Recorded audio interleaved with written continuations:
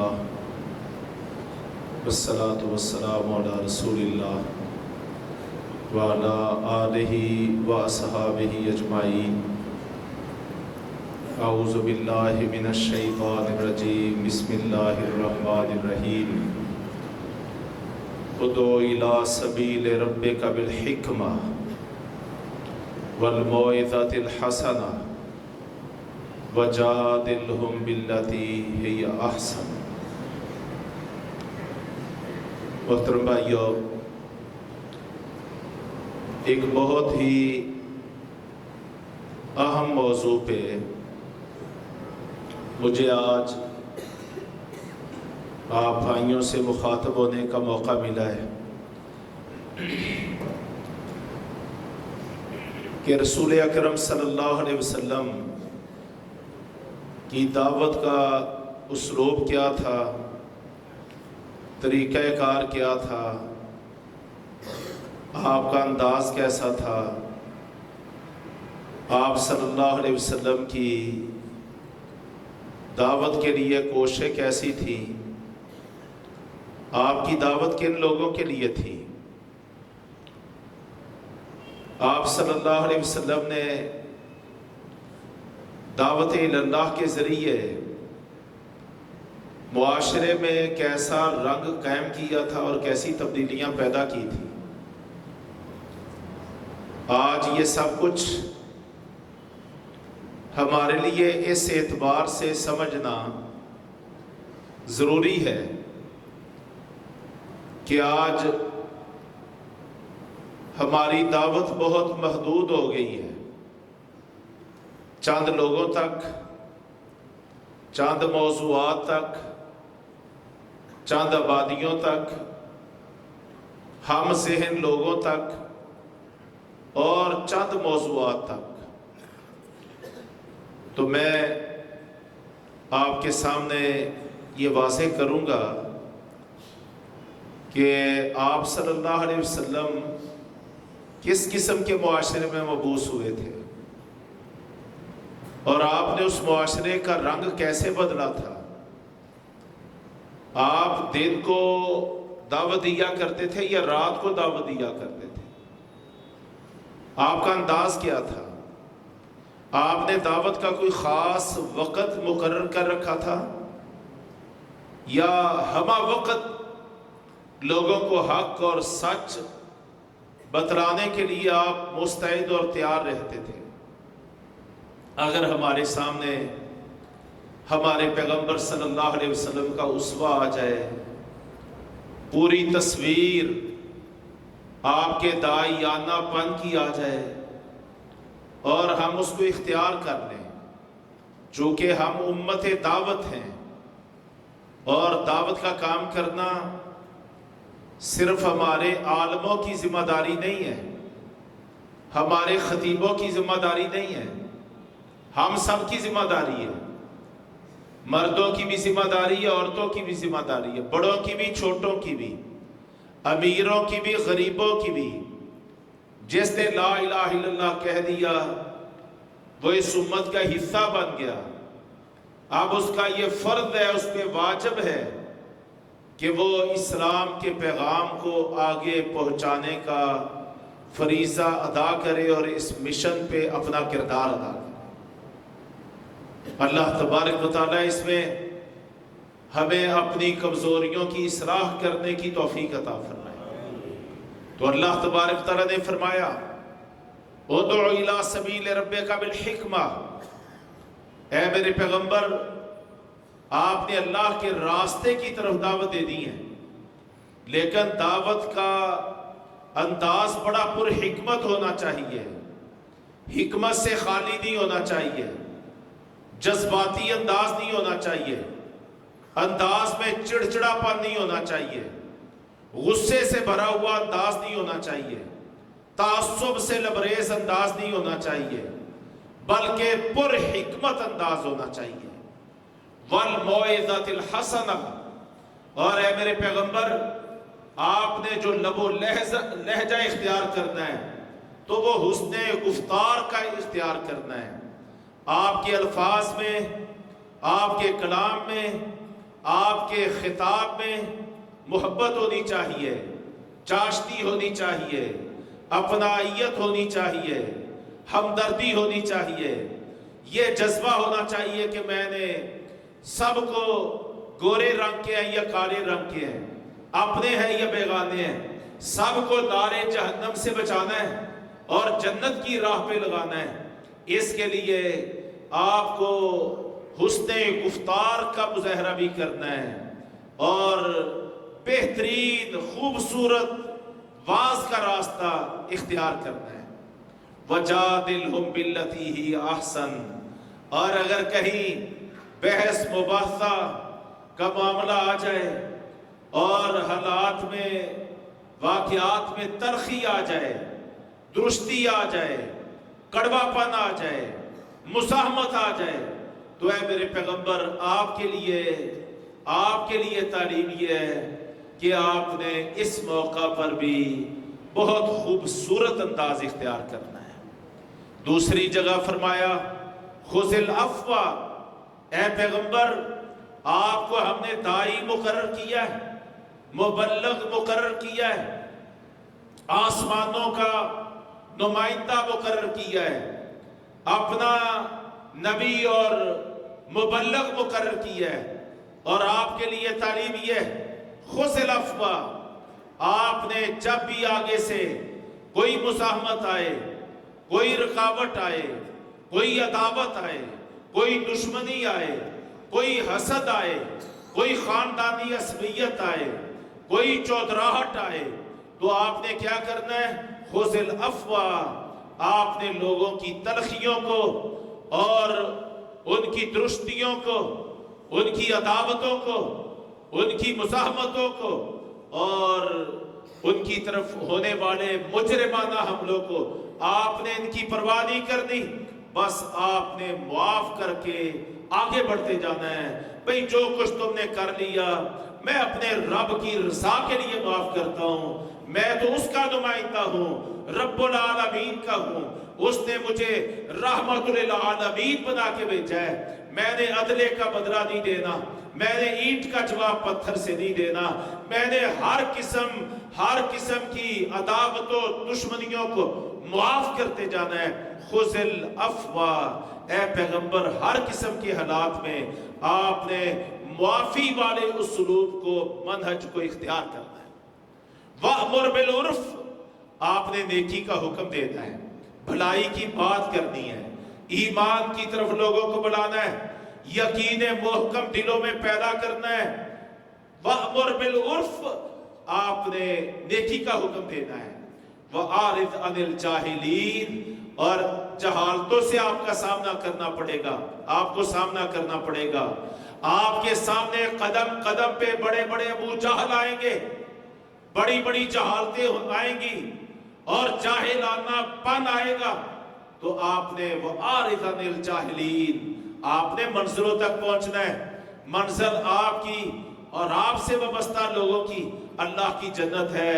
جنہوں نے منزلوں تک پہنچنا ہوتا ہے وہ جاہلوں کے ساتھ الجھا نہیں کرتے، وہ جاہلیتوں کا جواب جہالتوں سے نہیں دیا کرتے، وہ اعراض برت کے وہ اپنا راستہ آگے منزل تک پہنچنے کا لیا کرتے ہیں۔ یہ ہدایات دی جا رہی ہیں، یہ رہنمائی دی جا رہی ہے ہمارے پیغمبر صلی اللہ علیہ وسلم کو اللہ رب العالمین کی طرف سے۔ ایک جگہ اللہ فرماتے اِنَّا أَرْسَلْنَاكَ شَاهِدًا وَمُبَشِّرًا وَنَذِيرًا وَدَاعِيًا إِلَى اللَّهِ بِإِذْنِهِ وَسِرَاجًا مُنِيرًا، اے پیغمبر ہم نے آپ کو مبعوث کر دیا ہے شاہد بنا کے، گواہ بنا کے، اور لوگوں کو جنت کی خوشخبریاں سنانے والا بنا کے، اور جہنموں کے عذاب سے ڈرانے والا بنا کے، اور اللہ کی طرف دعوت دینے والا بنا کے، اور آپ کو سراج منیر، اندھیروں کو ختم کر دینے والا، ظلمتوں کو روشنیوں میں بدل دینے والا، زمانے کے حالات و واقعات کو دعوت اللہ اور جد و جہد اللہ کے ساتھ اس کو یعنی ظلمتوں کو نور میں بدلنے والا بنا کے ہم نے آپ کو بھیج دیا ہے۔ آپ قرآن پڑھتے جائیں، سارا قرآن ہی پھر ہمارے پیغمبر صلی اللہ علیہ وسلم کی سیرت بن گیا تھا۔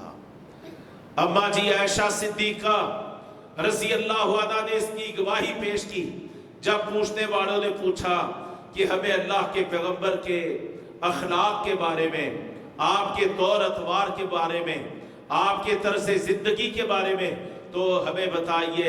تو اماں جی عائشہ صدیقہ نے کیا فرمایا تھا؟ کانا خلق رسول اللہ صلی اللہ علیہ وسلم القرآن۔ اے بیٹو، کیا تم نے قرآن نہیں پڑھا؟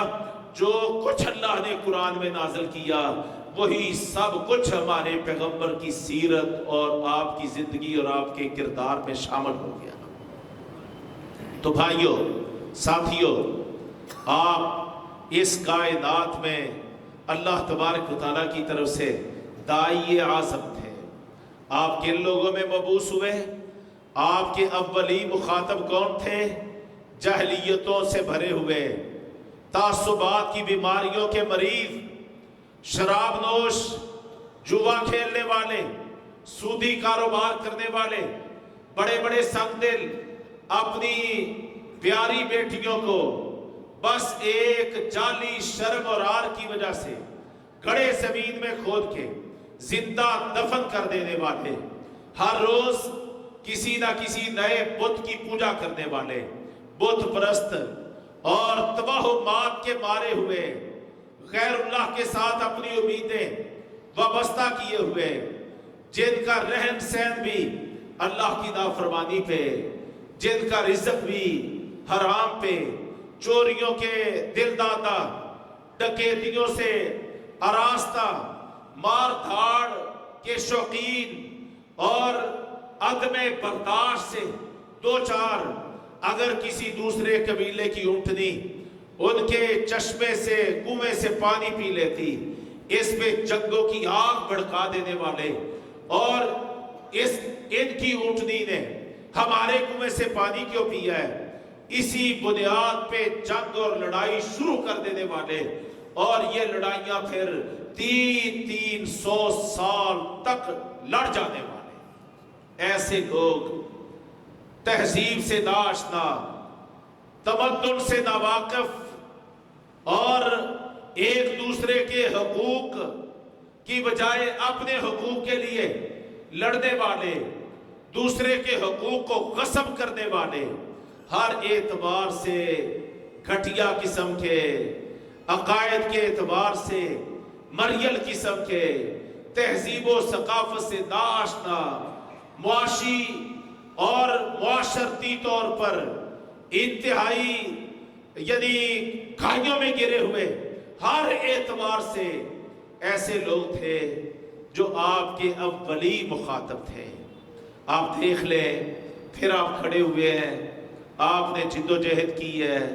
آپ کی 23 سال کی جد و جہد کا نتیجہ کیا تھا کہ کل جو لوگ بت پرست تھے، آج وہ اتنے اللہ پرست ہو گئے تھے کہ ان کو کے پاؤں میں رسیاں باندھ کے تپتے ہوئے جناب صحراؤں میں، راستوں میں، آگ کے انگاروں میں ان کو گھسیٹا جاتا تھا، بھاری بھرکم پتھر ان کے وجود پہ رکھ دیے جاتے تھے اور ان کو بتوں کی طرف دعوت دی جاتی تھی۔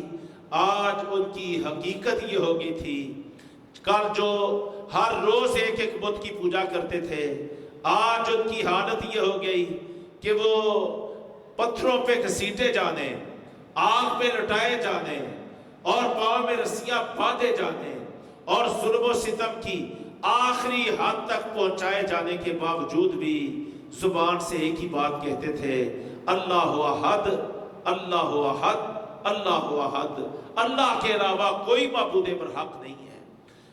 کل تک جو بھائی ایک دوسرے کے لیے لڑتے تھے تو زندگی کے لیے، دنیا کے لیے، اس کے مفادات کے لیے، آج جب ان کے سینے میں آ کے تیر پہ وصل ہوتا ہے، آر پار ہوتا ہے، خون کا فوارہ نکلتا ہے اور اپنے ہاتھ کے چلو بنا کے अपने ही खून को अपने चुल्लू में इकट्ठा करते हैं और अपने चेहरे पे मल के कहते हैं फुज़्तु बिरब्बिल काबा, रब्बे काबा की कसम आज तो मैं कामयाब हो गया।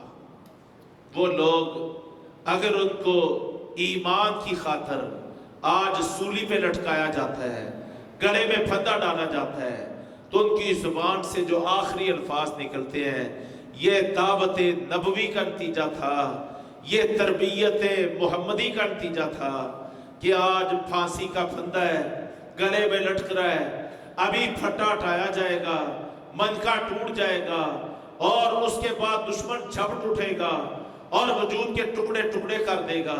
लेकिन जिंदगी के आखिरी मरहले पर जो अल्फाज जारी हैं वो क्या है?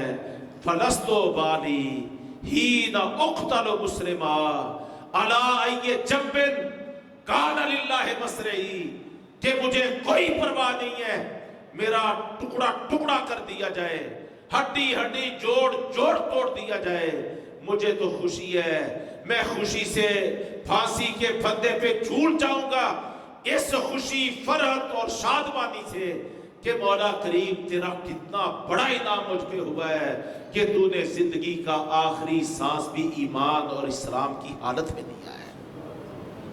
ये थी दावत मुहम्मदी का एजाज, ये था तरबियत नबवी का नतीजा जो मैं आपके सामने पेश कर रहा हूं। कल जो शराब के रसिया थे आज उनको पता चला है अल्लाह ने शराब को हराम कर दिया, रसूलुल्लाह सल्लल्लाहु अलैहि वसल्लम ने मुनादी करा दी है। वो लोग सिर्फ शराब को नहीं उडेर रहे थे, आप तारीख पढ़े अपनी, आप हदीस की किताबें पढ़ें, उन्होंने शराब के साथ शराब के तैयार करने वाली चीजें, शराब के इस्तेमाल होने वाले बर्तन, हर चीज को शराब के साथ ही मदीने की गलियों में जोर जोर से पटक दिया था और अपने रब से गुजारिश की थी इंतहाइना या रब्बना, ए रब तूने हमें शराब पीने से मना किया, तेरे रसूल ने शराब की हुर्मत का ऐलान किया, हम ऐलान करते हैं आज से हम शराब से बाज आए, हम सिर्फ शराब से बाज नहीं आए। ए अल्लाह करीम तू देख ले, हमने आज शराब के बर्तनों को भी किरची किरची कर दिया है, टुकड़े टुकड़े कर दिया है। आज के बाद ए अल्लाह करीम तू ऐसे बर्तन भी हमारे माहौल और मुआशरे में नहीं देखेगा।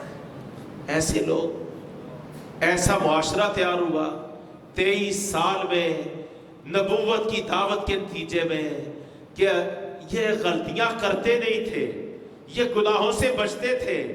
हर लहजा हर लम्हा जो मुआशरा हर वक्त मुआशरती अखलाकी जराइम का दिल दाता था, आज उनकी हालत ये हो गई थी कि या तो गलतियां करते नहीं थे, अगर गलती कभी हो भी जाती तो इनको फिर चैन नहीं आता था, इनको सुकून नहीं आता था जब तक ये उस गलती की सजा नहीं ले लेते थे। ये इनके लिए इंटेलिजेंस एजेंसियां, इनके लिए पुलिस के महकमे, इनके लिए CIA और इनके लिए खुफिया महकमे पकड़ने के लिए मुतहर्रिक नहीं करना पड़ते थे। ये नबी करीम सल्लल्लाहु अलैहि वसल्लम की दावत का एजाज था, ये आपकी तरबियत का नतीजा था कि गलती होती नहीं थी और अगर हो जाती जब तक उस गुनाह से पाक ना कर लिया जाता, ये अल्लाह के पैगंबर सल्लल्लाहु अलैहि वसल्लम के चार जानब ये मिन्नतें करते थे, मिन्नतें करते थे, समाजते करते थे, ताहिरनी या रसूल अल्लाह, ए अल्लाह के रसूल गुनाह हो गया है, गलती हो गई है, चैन नहीं आ रहा, सुकून नहीं आ रहा, बेचैनी है, बेकरारी है, ए अल्लाह के रसूल मुझे इस गुनाह और गलती से पाक कर। सुभान अल्लाह, ये एक मुआशरा था, मुआशरे की ऐसे काया पलट गई थी और इसमें सब का सब अल्लाह का फजल और नबी करीम सल्लल्लाहु अलैहि वसल्लम की दावत का नतीजा था। साथ आप सल्लल्लाहु अलैहि वसल्लम की दावत का नतीजा था। आपकी दावत हर तबके के लिए, मुआशरे के हर फर्द के लिए। कोई ये नहीं समझता था कि अल्लाह के रसूल ताजरों के लिए आए हैं, सनतकारों के लिए आए हैं, वडेरों के लिए आए हैं, چودھریوں کے لیے آئے ہیں۔ آپ صلی اللہ علیہ وسلم کی دعوت کا ایک اعجاز کیا تھا کہ آپ کی تعلق داری ہر ایک کے ساتھ ہوتی تھی۔ آپ کی دعوت، آج کی دعوت کا نقص کیا ہے کہ ہمارے داعیان کا تعلق داری والی سوچ اور انداز نہیں ہے، وہ تعلق داری نہیں قائم کرتے۔ جب تعلق داری ہوتی ہے تو غمی خوشی میں شریک ہوا جاتا ہے، دوسروں کے لیے دعائیں کی جاتی ہیں، ان کی بڑھائی چاہی جاتی ہے، ان کے مسائل حل کیے جاتے ہیں، مشکلات میں ان کے کام آیا جاتا ہے، غمی خوشی میں ان کے ساتھ شراکت کی جاتی ہے، ان کے دکھ درد کو بانٹا جاتا ہے۔ یہ ہوتا ہے تعلق داری۔ اور نبی کریم صلی اللہ علیہ وسلم کا 23 سالہ دعوت کا مرحلہ اگر آپ اس کا جائزہ لیں گے تو آپ دیکھیں گے 1.5 کے قریب صحابہ کرام کو دیکھیں تو آپ کو ہر صحابی کے ساتھ نبی کریم صلی اللہ علیہ وسلم کی تعلق داری آپ کو واضح ہو جائے گی۔ کوئی اس تعلق داری سے ہٹا ہوا نہیں، ہر ایک کو سلام کہنا ہے۔ سلام تعلق داری کو نبھانے کا سب سے زبردست ذریعہ ہے۔ اس لیے تعلق داری کو عام کرنے کے لیے اللہ کے پیغمبر صلی اللہ علیہ وسلم نے ہمیں بھی یہ تعلیم دی کہ سلام کو عام کیا جائے۔ افشوا السلام، سلام کو عام کر دو، ہر شخص کو سلام کہو، جس کو جانتے ہو جس کو نہیں جانتے۔ یہ تعلق داری کا سب سے بہترین مظہر ہے سلام۔ اللہ اکبر۔ جب میں ایک اوپرے آدمی اجنبی جس کا نام نہیں جانتا، جس کا حسب نسب نہیں جانتا اور جس کا پس منظر نہیں جانتا، میں کہوں گا میرے بھائی اللہ تجھے سلامتی عطا فرمائے، اللہ تجھے امن عطا فرمائے، اللہ تبارک و تعالی تیرے جان مال عزت اور وقار گھر بار کاروبار کی حفاظت فرمائے۔ یہ معنی ہے السلام علیکم۔ اور میں کہوں گا رحمت اللہ، اے میرے بھائی اللہ تیرے اوپر آسمانوں سے رحمتوں کا نزول فرمائے۔ وبرکاتہ، اے میرے بھائی اللہ تجھے ساری زندگی اپنی برکتوں سے مالا مال کر دے۔ جب میں یہ کہوں گا وہ بھائی مجھے یہ دعا دے گا وعلیکم السلام ورحمت اللہ وبرکاتہ، اللہ کی طرف سے جان مال عزت وقار کی سلامتی مل جائے، امن مل جائے، آشتی مل جائے، اللہ کی رحمتیں مل جائیں، اللہ کی برکتیں شامل حال ہو جائیں، تو میرے بھائیوں زندگی کتنی ٹھاٹھ والی ہو جاتی ہے، معاشرہ کتنا پرامن ہو جاتا ہے، اللہ کی رحمتوں اور برکتوں سے کتنا مالا مال ہو جاتا ہے، محبتیں کتنی عام ہو جاتی ہیں، قربتوں کے کتنے راستے کھل جاتے ہیں۔ یہ اسلوب دیا ہے، یہ سنت دی ہے، یہ مزاج دیا ہے تو ہمارے پیغمبر صلی اللہ علیہ وسلم نے اپنی دعوت کے ذریعے، اپنے کردار کے ذریعے، اپنے اسوہ حسنہ کے ذریعے۔ جاؤ پڑھ کے دیکھو حدیث کی کتابیں، مدینہ منورہ کے چھوٹے چھوٹے بچے گلیوں میں کھیل رہے ہوتے، میرے اور آپ کے پیغمبر اس کائنات میں اللہ کے سب سے عظیم بندے، سب سے عظیم انسان، وہ مدینے کی گلیوں سے گزرتے اور گزرتے ہوئے چھوٹے چھوٹے بچوں کو بھی کیا کہہ کے جاتے؟ السلام علیکم ورحمت اللہ وبرکاتہ، السلام علیکم ورحمت اللہ وبرکاتہ۔ آپ کی تعلق داری سے بچے بھی محروم نہیں تھے، بچے بھی محروم نہیں تھے، ہر ایک کو سلام، ہر ایک کو آداب، ہر ایک کی خیر خیریت پوچھتا ہے۔ یہ عمیر ہے، چھوٹی عمر کا بچہ ہے، کوئی 2.5 3 4 سال کی عمر کا ہوگا۔ بچوں کا شوق ہوتا ہے پرندے رکھنا، پرندوں سے کھیلنا، کھلونوں سے کھیلنا، یہ بچپنے کا بڑا شوق ہوتا ہے۔ میرے ساتھیوں، میرے بھائیوں، ہمارے مزاج میں یہ جو کڑوا پن ہے، یہ جو ترشپن ہے، یہ جو کرختگی ہے، یہ جو چڑچڑاپن ہے، اگر ہم اللہ کے پیغمبر کی دعوت کے وارث بننا چاہتے ہیں، ہمیں اپنی ان بیماریوں کمزوریوں کا علاج کرنا چاہیے، اور ہمیں اخلاق مصطفیٰ اور طرز زندگی آپ صلی اللہ علیہ وسلم سے سیکھنی بھی چاہیے، اس کو اپنانی بھی چاہیے۔ یہ 2.5 3 4 سال کا بچہ ہے، عمیر اس کا نام ہے، نبی کریم صلی اللہ علیہ وسلم کو پتہ چلا ہے کہ عمیر بچہ یہ ام سلیم رضی اللہ عنہ کا بیٹا ہے اور یہ انس بن مالک کا بھائی ہے. عمیر اس کا نام ہے. چھوٹی عمر کا پرندہ رکھا ہوا تھا, چڑیا رکھی ہوئی تھی, اس سے کھیلا کرتا تھا, اس کو دانے ڈالا کرتا تھا اور اس سے دل بہلایا کرتا تھا. آج اس بچے کی چڑیا مر گئی ہے, چڑیا مر گئی ہے.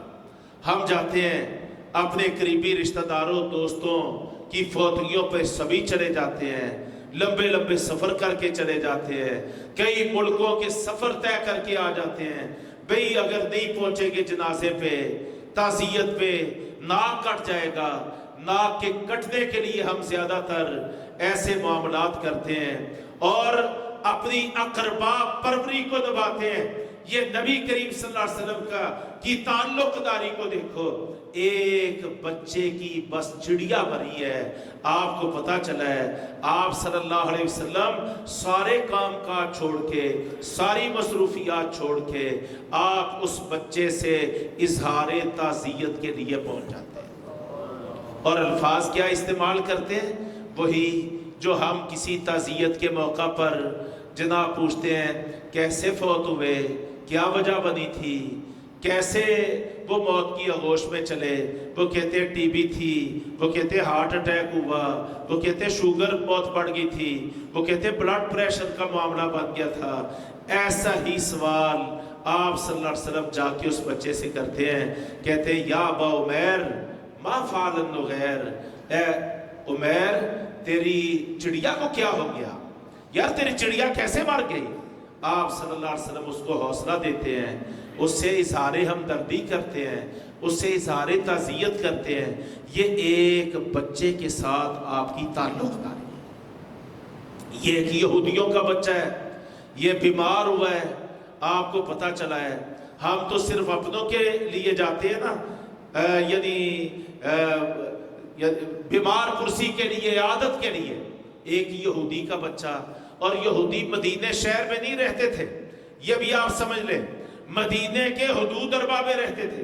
جیسے آپ بڑے بڑی آبادیاں بناتے ہیں, قصبے ہوتے ہیں, اور قصبے کے گرد و نواح میں لوگ اپنی اپنی زمینوں پر اپنے اپنے ٹیوب ویل لگا کے 10-10 گھر, 15-15 گھر اپنی زمینوں میں بیٹھے ہوتے ہیں. اس طرح مدینے کے قرب و جوار میں یہودیوں کی 3 بستیاں آباد تھی.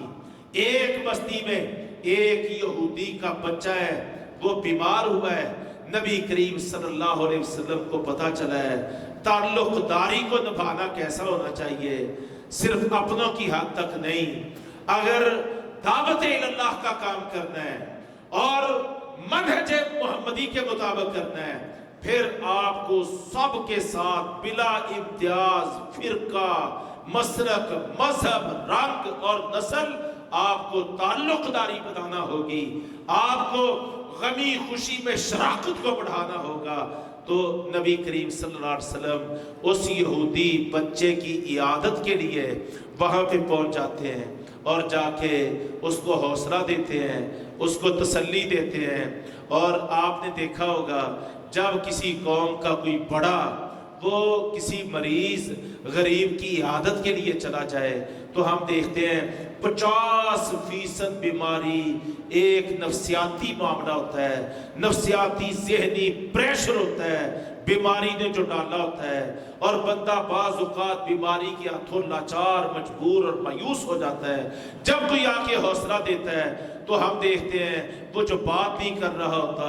میں نے ایسے سینکڑوں ہزاروں تجربے کیے ہیں کہ بندہ بول نہیں پا رہا, چند لمحے بیٹھو, کچھ اچھی خوشگوار باتیں کرو, کچھ اس کو جناب دعائیں دو, دم کرو, تو ہم چند لمحوں میں دیکھتے ہیں کہ نہ صرف بولنا شروع ہو جاتا ہے بلکہ اٹھ کے بیٹھ جاتا ہے, چہرے پہ روحانگی آ جاتی ہے, طمانینت آ جاتی ہے, اور ایسے چلتا ہے, ایسے محسوس ہوتا ہے کہ 160 کلومیٹر فی گھنٹے کی رفتار سے یہ صحت کی طرف بڑھنا شروع ہو گیا. یہی حالت اس بچے کی ہوئی.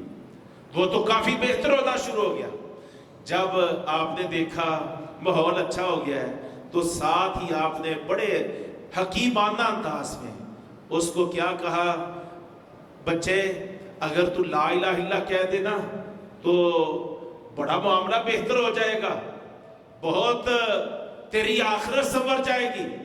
اب وہ بچہ تھا، بچے اپنے والدین کے پابند ہوتے ہیں، باپ سرہانے بیٹھا ہے، وہ اپنے باپ کی طرف دیکھتا ہے۔ باپ بھی کوئی عام باپ نہیں تھا، یہودیوں کا بہت بڑا عالم تھا، لیکن بھائیو اس کے یہودی ہونے، یہودیوں کا عالم ہونے کے باوجود آج میرے اور آپ کے پیغمبر کے اعلیٰ ترین اخلاقی رویے نے آج اس یہودی بیٹے کے دل کو بھی مسخر کر دیا تھا، اس کے باپ کے دل کو بھی فتح کر دیا تھا۔ صرف دعوت جو ہوتی ہے یہ لچھے دار تقریر کا نام نہیں ہوتا، یہ حسن کردار کا نام ہوتا ہے، یہ کردار کی عظمت کا نام ہوتا ہے۔ تو بچے نے باپ کی طرف دیکھا، باپ نے اس کو کیا کہا؟ بیٹا اجب ابو القاسم، تو ابو القاسم کی بات کو قبول کر لے۔ تو کیا کہنے لگا؟ اشہد ان لا الہ الا اللہ وحدہ لا شریک لہ واشہد ان محمدا عبدہ ورسولہ۔ ہمارے نبی کی دعوت کا یہ انداز تھا، وہ کلمہ پڑھتا ہے اور آپ صلی اللہ علیہ وسلم اتنے خوش ہوئے، جیسے ہم کہتے ہیں نا خوشی سے پھولے نہ سمانا۔ آپ وہاں سے کھڑے ہو رہے ہیں اور عیادت مکمل کر کے چل رہے ہیں۔ ایک عیادت کا نتیجہ کیا ہوا ہے؟ ایک یہودی کے گھر میں ایمان کا پودا لگ گیا، ایمان کا بیج پیدا ہو گیا۔ تو آپ کھڑے ہوئے اور کیا فرماتے جا رہے ہیں؟ الحمدللہ الذی، سب تعریفیں اس اللہ کے لیے ہے جس نے میری کوشش اور کاوش کے نتیجے میں اس بچے کو جہنم کی آگ سے بچا لیا ہے۔ میرے محترم بھائیوں، ہمارے نبی کریم صلی اللہ علیہ وسلم کی تعلق داری دعوت کے لیے یہ ایک بنیادی ضرورت ہے، بہت بڑی ضرورت ہے، یہ بہت بڑا خلا ہے، یہ بہت بڑی سپیس ہے۔ دعوت کے مؤثر نہ ہونے کے راستے میں یہ بہت بڑی رکاوٹ ہے کہ ہمیں پتہ ہی نہیں ہوتا ہمارے مخاطب کون ہیں، ان کے مسائل کیا ہیں، ان کی مشکلات کیا ہیں۔ ایک دائی کے لیے جس نے دعوت نبوی کا کام کرنا ہے، یہ ضروری ہے کہ سامنے بیٹھے ہوئے کے حالات و واقعات، ان کے مصائب و مشکلات سے وہ پوری طرح آگاہ ہو، وہ لا علم نہ ہو، وہ لا تعلق نہ ہو، وہ ہر قسم کی حالات میں ایک طرف لاشیں گر رہی ہیں، ملکوں کے ملک ان کی تسخیر ہو رہی ہے، قرآن چل رہے ہیں، امت پہ قیامت قائم ہے، مشریں شہید ہو رہی ہیں، ختم نبوت پہ ڈاکے ڈال رہے ہوں، اور یہ خطیب صاحب روٹین میں، یہ مبلغ صاحب، دائی صاحب یہ کیا کر رہے ہیں؟ یہ مائی حلیمہ اور مائی شیمہ کی ڈاچی کے اشعار واقعات ہی گھنٹوں گھنٹے سنا رہے ہیں۔ ان کو پتہ ہی نہیں ہے کہ امت پہ مرحلہ کون سا ہے، حالات کیسے ہیں، مجبوریاں کیسی ہیں، مشکلات کیسی ہیں۔ ان میں اللہ کے رسول صلی اللہ علیہ وسلم نے مشکل حالات میں اپنی امت کو، اپنے لوگوں کو کیسی رہنمائی دی، ان کے اندر کیا کیا جذبے بلبلے کوٹ کوٹ کے بھرے، ان کو کیسے مشکل حالات کے لیے تیار کیا، کمزوروں کو طاقتوروں سے کیسے لڑایا، اور یعنی تہی دست لوگوں کو مسلح لوگوں کے مقابلے میں کیسے تیار کیا۔ میرے محترم بھائیوں، دعوت کو مؤثر بنانے کے لیے اور دعوت کو نبوی منہج کے رنگ میں رکھنے کے لیے یہ چیز بھی ضروری ہے کہ عوام کے حالات، واقعات، مسائل، مشکلات اور عوامی سطح پہ اور علاقے کی سطح پہ، عالمی سطح پہ جو بھی حالات و واقعات ہوں، اس کو سامنے رکھتے ہوئے اس کے تناظر میں دائی کو بات کرنی چاہیے تاکہ وہ بات سامعین پر پوری طرح اثر انداز ہو۔ اور نبی کریم صلی اللہ علیہ وسلم کی دعوت میں مجھے جو سب سے بڑا رنگ نظر آتا ہے، سب سے بڑا رنگ، وہ کس چیز کا نظر آتا ہے؟ حسن کردار کا، حسن کردار کا۔ کردار کا حسن آپ کا کیا تھا؟ آپ کی خوبصورتی کردار کی کیا تھی؟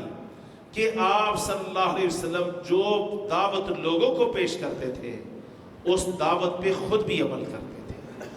یہ آپ کی دعوت کا تقریریں کر لینا آسان ہوتا ہے، بڑے لچھے دار کلپ بنا لینا بہت آسان ہوتا ہے، لیکن اپنا عمل اور اپنا کردار پیش کرنا یہ بہت مشکل ہوتا ہے.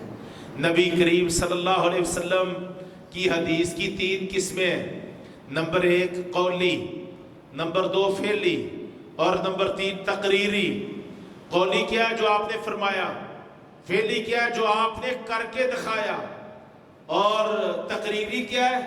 آپ کے سامنے کیا گیا اور آپ نے اس پر کوئی قدغن نہیں لگائی، خاموشی اختیار کی ہے.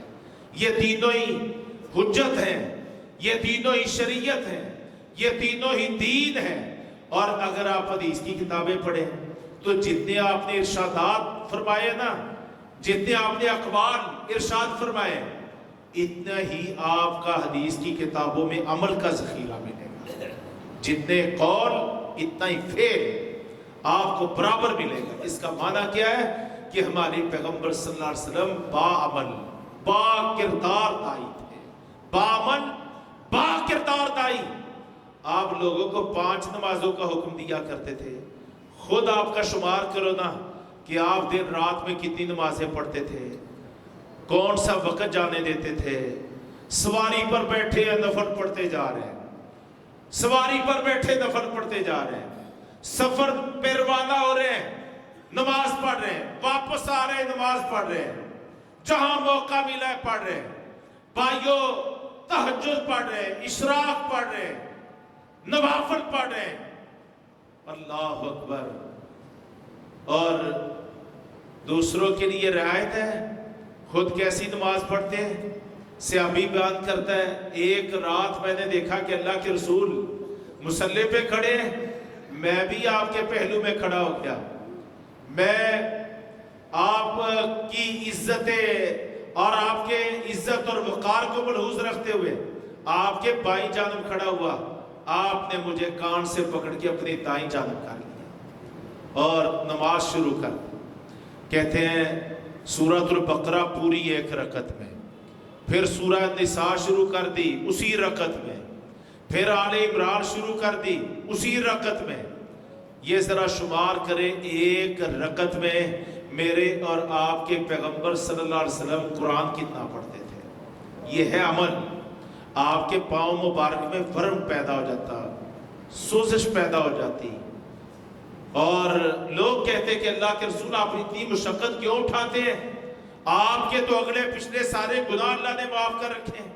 تو آپ صلی اللہ علیہ وسلم جواب کیا دیتے؟ افلا اکون عبدا شکورا، کیا تم پسند نہیں کرتے کہ میں اللہ کا شکر گزار بندہ بن جاؤں. آپ نے جو کام ہمیں کہا ہے نا، امت کو کہا ہے، انسانیت کو کہا ہے، بالاولا بدرجہ اعلیٰ آپ صلی اللہ علیہ وسلم نے خود کر کے دکھایا. ہمیں زکوٰۃ عشر دینے کا حکم دیا، اور آپ کا اپنا انداز کیا تھا کہ جو کچھ آتا، آپ کوئی جدی پشتی غربت سے دو چار نہیں تھے، فقر و فاقر بھوک اور افلاس سے دو چار نہیں تھے. یہ جو ہم پڑھتے ہیں حدیث کی کتابوں میں کہ 2 مہینے گزر جاتے اللہ کے پیغمبر کے گھر میں چولہے پر پکانے کے لیے کچھ نہیں ہوتا تھا، 72 گھنٹے گزر جاتے منہ میں ڈالنے کے لیے کچھ نہیں ہوتا تھا، 1 کھجور اور اوپر سے سادہ پانی. یہ رمضان آتا، میں حدیث 3-4-5 دن پہلے پڑھ رہا تھا، رمضان میں افطار کا وقت ہوتا، ہمارے سامنے کتنی اللہ کی نعمتیں پڑی ہوتی ہیں، بس شکر کرنے کی کمی ہے نا. لیکن آپ کا انداز کیا ہوتا؟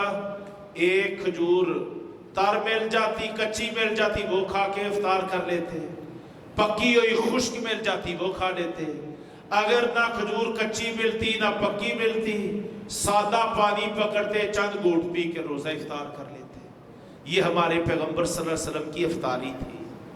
جو کام دوسروں کو، لیکن جو بات میں کہہ رہا ہوں کہ دوسروں کو ہمیں زکوٰۃ عشر فطرانہ اس کا پابند کیا ہے، اور خود آپ کا حال دیکھیں تو جو کچھ ہوتا تھا وہ دوسروں کے لیے ہوتا تھا، اپنی ذات کے لیے کچھ بھی نہیں ہوتا تھا. وہی فقر و فاقہ ہوتا تھا، وہی غنا تھا۔ اور آپ فرمایا کرتے تھے کہ اگر میرا رب مجھے احد پہاڑ کے برابر بھی سونا عطا فرما دے، فرمایا میں 3 دن پورے نہ گزرنے دوں، وہ سارے کا سارا سونا اللہ کے راستے میں حق کی راہوں میں سب سونا ہی خرچ کر۔ آپ نے روزے رکھنے کا ہمیں حکم دیا، ہمیں مکلف کیا رمضان کا۔ خود آپ صلی اللہ علیہ وسلم کے پورے سال کے روزوں کو شمار کر لیں، جب روزے رکھنے پہ آتے رکھتے ہی چلے جاتے، صحابہ پیروی کرنا چاہتے آپ منع کر دیتے، سوموار اور جمعرات کا روزہ رکھتے، ایام 20 کے روزے رکھتے، اور جناب روزوں پہ روزے رکھتے چلے جاتے، روزے پہ روزہ۔ اللہ اکبر! آپ جس انداز میں بھی دیکھیں، زندگی کے جس پہلو میں دیکھیں، آپ صلی اللہ علیہ وسلم کو ہم لوگ درجہ کمال پر پائیں گے۔ تو آپ صلی اللہ علیہ وسلم کا ایک کردار محنت اور مشقت کے میدان میں، آج خندق کھودی جا رہی ہے، آپ صلی اللہ علیہ وسلم خندق کی کھدائی میں ساتھ لگے ہوئے ہیں۔ ایسے نہیں تھے کہ رتبہ بہت بڑا مل گیا اور آپ ٹھاٹ سے مسند نشین ہو گئے۔ آپ نے کبھی اپنے لیے امتیازی حیثیت نہیں اختیار کی۔ جب لوگوں میں بیٹھے ہوتے نا، ایک اجنبی آتا، اس کو پوچھنا پڑتا تھا کہ تم میں سے محمد کون ہے صلی اللہ علیہ وسلم۔ آپ اس قدر گھل مل کے لوگوں میں رہتے تھے، آپ نے کبھی اپنے آپ کو اونچا لیول نہیں دیا اور برتر سٹیٹس نہیں دیا، بالکل ایک گھل مل کے رہنے والا۔ اور کیا فرمایا کرتے تھے؟ اے اللہ جب تک مجھے زندہ رکھ تو مسکینوں کے ساتھ زندہ رکھ، اے اللہ قیامت کے دن بھی اکٹھا کرنا تو مجھے مسکینوں کے قافلے اور دستے میں میرا شمار کرنا۔ یہ آپ صلی اللہ علیہ وسلم کا انداز تھا، گھل مل کے رہنا، کام کاج میں شریک ہونا۔ بدر کے لیے قافلہ جا رہا ہے، 3 لوگوں کے حصے میں ایک سواری آئی ہے، آپ کے ساتھ علی بن ابی طالب اور ابو لبابہ ہے۔ وہ کہتے ہیں اللہ کے رسول ہم پیدل چلیں گے، آپ سوار ہو۔ فرمایا تم کوئی مجھ سے زیادہ طاقتور ہو؟ اور کیا مجھے نہیں اللہ کے ہاں سے اجر چاہیے؟ میں اپنی باری پر سوار ہوں گا اور اپنی باری پر سواری کی نکیل پکڑ کے آگے آگے چلوں گا۔ یہ انداز تھا ہمارے پیغمبر صلی اللہ علیہ وسلم کا۔ اللہ اکبر! دودھ آتا ہے، بھوک نے آپ کو بھی نڈھال کیا ہوا ہے، کسی صحابی انصاری نے ایک برتن میں دودھ بھیج دیا، جاؤ صحیح بخاری پڑھو، دائی ہو تو ایسا ہو، مبلغ ہو تو ایسا ہو کہ آپ صلی اللہ علیہ وسلم کے کوئی 70 سے زائد وہ طالب علم جو صفہ میں موجود تھے، مسجد نبوی کے مہمان تھے، بھوک اور پیاس سے وہ بھی نڈھال ہوتے تھے اور وہ علم دین حاصل کرتے تھے، وہ گھر بار سب کچھ چھوڑ کے آئے تھے۔ آپ صلی اللہ علیہ وسلم کیا کرتے؟ اگر کوئی چیز آئی ہے، آج دودھ کا ایک برتن دودھ سے بھرا ہوا آیا ہے، آپ صلی اللہ علیہ وسلم نے ابو ہریرہ کو کہا، ابو ہریرہ اللہ نے یہ دودھ دیا ہے، کیا یہ اچھا ہو مسجد کے سارے طالب علموں کو بلا لاؤ۔ اب ابو ہریرہ کہتے ہیں میرے تو قدموں سے زمین نکل گئی، میں تو سوچ رہا تھا کہ اللہ کے نبی کو بھی بھوک اور پیاس نے نڈال کیا ہوا ہے اور مجھے بھی میرا بھی برا حال ہے، تو آپ مجھے دعوت دیں گے؟ اب آپ نے اتنی بڑی تعداد میں طالب علموں کو کہہ دیا ہے۔ فرمایا ابو ہریرہ یہ برتن لے لو اور سب کو پلانا شروع کر دو۔ فرمایا سب کو پلایا۔ فرمانے لگے ابو ہریرہ پھر پلاؤ، دوبارہ پلایا، تیسری مرتبہ پلایا۔ جب سب نے ہاتھ کھڑے کر دیے کہ اللہ کے رسول اب ہمارے پیٹ میں کوئی اور گنجائش باقی نہیں رہی، تو اب ابو ہریرہ کہنے لگے کہ میں یہ چاہتا تھا کہ اللہ کے رسول پیئیں، لیکن اللہ کے رسول نے فرمایا کہ ابو ہریرہ اب تم پی، ابو ہریرہ اب تم پی۔ تو ابو ہریرہ کہتے ہیں میں نے پیا، پھر پیا، پھر پیا۔ بھائیو کہتے ہیں پیتا گیا تاکہ مجھے ایسے نظر آیا کہ میرے بالوں کی جڑوں سے خون جو ہے نا وہ بہر پسینے کی طرح نکلنا شروع ہو جائے گا، میں نے اتنا پیا۔ جب میں پی کے خوب سیر ہو گیا تو اب اللہ کے نبی کریم صلی اللہ علیہ وسلم فرمانے لگے اب ابو ہریرہ مجھے دو، اب میں بھی پیتا ہوں۔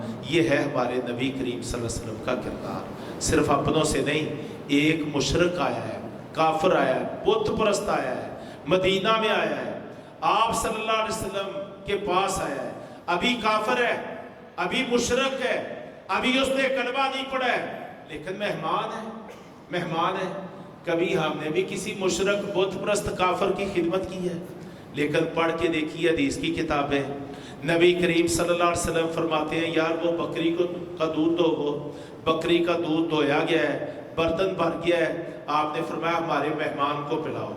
जनाब उसने मुंह के साथ लगाया है और डीक लगा के सारा बर्तन ही खाली कर दिया है।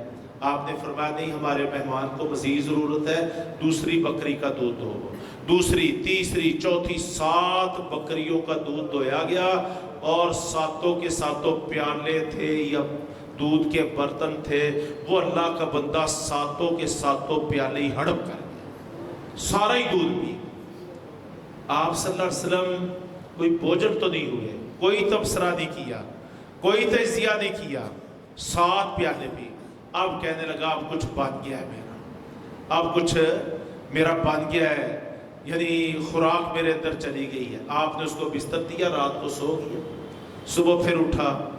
अब किया क्या है, कोई लंबी चौड़ी लच्छेदार तकरीर नहीं की, बस उसको दूध पिलाया है, उसकी खिदमत की है, उसको अच्छी मेहमान नवाजी की है, उसको अच्छा बिस्तर दिया है।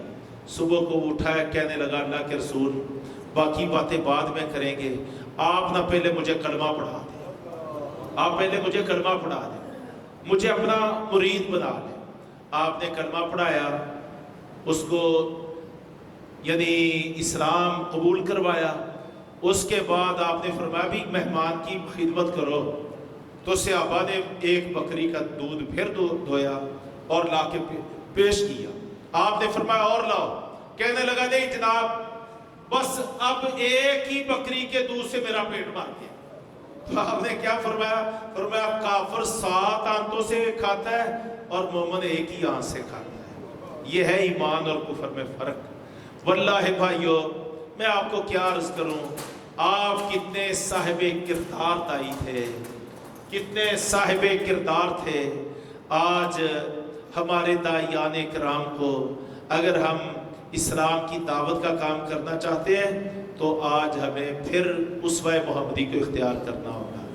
इसके लिए दिनों के दिन चाहिए, हफ्तों के हफ्ते चाहिए, महीनों के महीने चाहिए।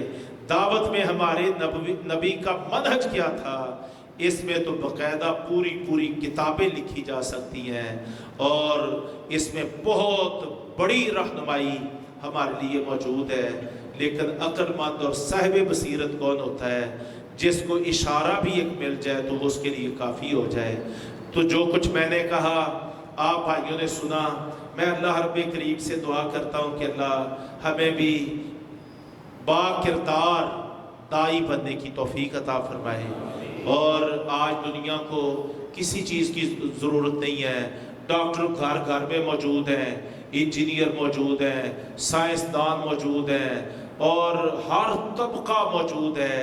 आज अल्लाह की ज़मीन पर मौजूद 8.5 अरब इंसानी आबादी को सबसे बड़ा अगर कोई तकाजा है तो वो बा किरदार दायाने इल्लाह का तकाजा है।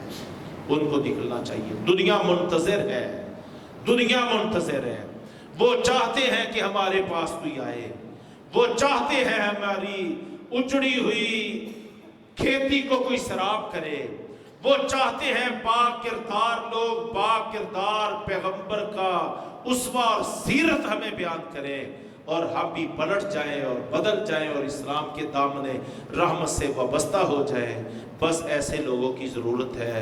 इसके लिए इदारे भी बनने चाहिए, इसके लिए दायाने किराम को तैयार करने की यूनिवर्सिटियाँ भी बननी चाहिए, इसके लिए जमातों को भी मुतहर्रिक होना चाहिए। ये काम उम्मत का करने वाला है। कुंतुम खैरा उम्मह, तुम बेहतरीन उम्मत हो, उखरिजत लिन्नास, तुम्हें अल्लाह ने ज़राअत के लिए, खेती बाड़ी के लिए, सनत और हिरफत के लिए, तिजारत और बिजनेस के लिए, इंपोर्ट एक्सपोर्ट के लिए तुम्हें अल्लाह ने खड़ा नहीं किया। उखरिजत लिन्नास, तुम्हें अल्लाह ने दुनिया में खड़ा कर दिया है تو بنی نوع انسانیت کے لیے کھڑا کیا ہے۔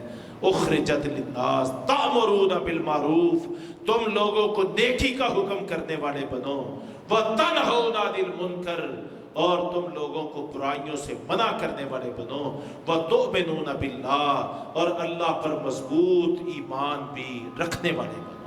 تو اللہ تبارک تعالیٰ سے دعا ہے اللہ اس کی ہمیں توفیق عطا فرمائے اور وہ ہمارا حامی و ناصر ہو جائے۔